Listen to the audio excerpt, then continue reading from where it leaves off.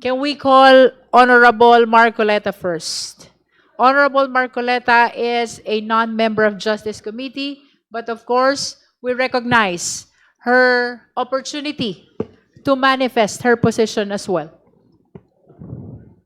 Thank you, Madam Chair. Thank you for highlighting my being a non-member of this committee. But I nonetheless, highlighted also I that have you every have right the to speak. privilege to manifest your position. Thank you po. Because that is according to our rules, Honorable Marcoleta. Including the highlighting of being a non-member. Kasama po yun. The rule that non-members cannot raise a motion and cannot vote, but they Opo. can manifest. And that is observed in all committees in the House of Madam Chair, I Representatives. did not say that I'm about to make a motion. Wala nung po akong sinabi. Anyway, ma'am, magandang hapon po sa Madam Chair, sa Madam committee na Chair, ito. Madam Chair. Is that a point of order? Yes, not really the point of order. I just would like to find out if he is a she or a he because you have been mentioning her. Point of order, Madam Chair. Let's allow Congressman Marcoleta to proceed. All right. Honorable Marcoleta is recognized. You may proceed. Madam Chair, Gusto I ko just bang- would like to make it clear. He Madam is Chair, he. He is The he. point I of stand order is not corrected. in order, Madam Chair, because I just want to make, because you said twice her. All right.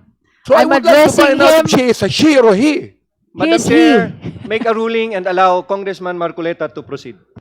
As a response to proceed, the Honorable Abante, we are addressing now Honorable Marcoleta as he, him, his, and the chair therefore stands corrected. You may proceed, Honorable Marcoleta. Thank you, Madam Chair. Thank you for that clarification, Bishop Benny Abante. Ewan ko kung is that germane to this hearing. Anyway, magandang araw po, ginang Madam Chair at sa mga kapita-pitagang miyembro ng committee na ito. Marahil ay inaasahan nyo na ako po ay magbibigay ng manifestasyon para tutulan ang pagbubukas ng box na yan mula sa BIR. Ang katunayan po, ako po ay hindi tututol. You may go ahead and open it all you want. Sabi nga ni Madam Chair, hawak niya ang beat. Sino ba naman ako para pigilan ito? Sabi nga ng kanta, huwag mong bibitawan.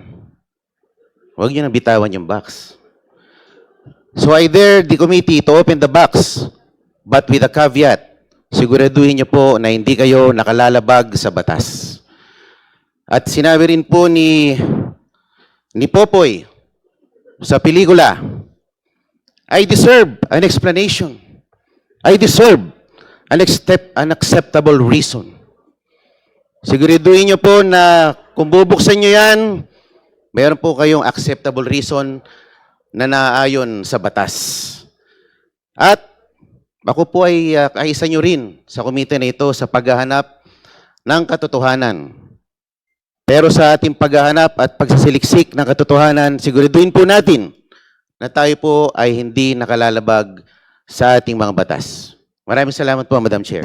Again, that is a manifestation and therefore it does not deserve or require any answer. Let us proceed. If there are no other members who wish to, the Honorable Sendanya is recognized.